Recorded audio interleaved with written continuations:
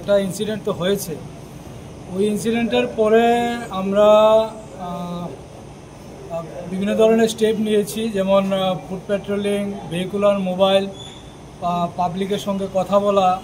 কেউ কেউ হয়তো একটু ঘটনার পরে গ্রামের যে এলাকার লোকজন কিছু একটু ভয়টা যারা পেয়েছে ওদের সঙ্গেও বিভিন্নভাবে কথা বলা হয়েছে। তো এখন তো পরিস্থিতি সম্পূর্ণভাবেই ঠিকঠাক আছে।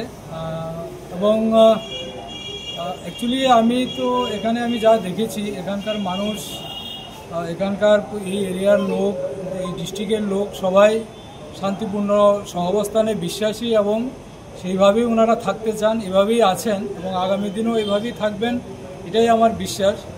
এবং আমি পুলিশ প্রশাসনের তরফ থেকে সমস্ত জেলাবাসীকে আমি এটাই অনুরোধ করব যে আপনারা ঠিক আছে, প্রত্যেকের কথা তো বলতেই পারেন, কিন্তু কোনোভাবেই কোনো কিছুর প্ররোচনা বা কোনো কিছু ফাঁদে পা দেবেন না এবং আইন শৃঙ্খলা রক্ষায় আপনারা অ্যাডমিনিস্ট্রেশনকে সাহায্য করবেন, এটাই আমার আশা এবং বিশ্বাস। আপনাদের সহযোগিতা সবার নিয়েই আমরা এই ঊনকোটি জেলাকে আমরা আইন শৃঙ্খলা ঠিক রাখতে পারবো, এটাই আমি আশা করছি এবং আপনাদের কাছে এই সহযোগিতা আমি কামনা করছি। স্যার, আজকে কি ডিজি স্যার কৈলাসহর এসেছিলেন?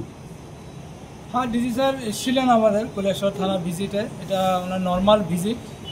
উনি সব জায়গাতেই যান, সব থানাতেই ভিজিট করেন, সব ডিস্ট্রিক্টেই ভিজিট করেন এবং বিভিন্ন ল অ্যান্ড অর্ডার রিভিউ করা বা আদার যে আমাদের নর্মাল পুলিশিং রয়েছে ওই সমস্ত বিষয়।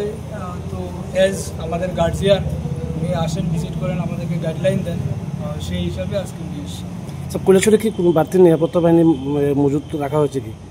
না, এটা তো অ্যাকচুয়ালি আগেই ছিল এবং এমনিতে তো আমাদের থানার বাইরেও কিছু আমাদের এক্সট্রা পোস্ট সবসময়ই থাকে।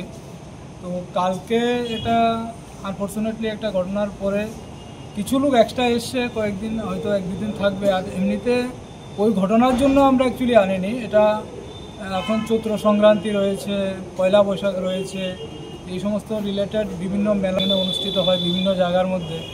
তো এই সমস্ত জায়গায় নিরাপত্তা নিশ্চিত করার জন্য আমাদের এই ফোর্স আনা হয়েছে। Thank you.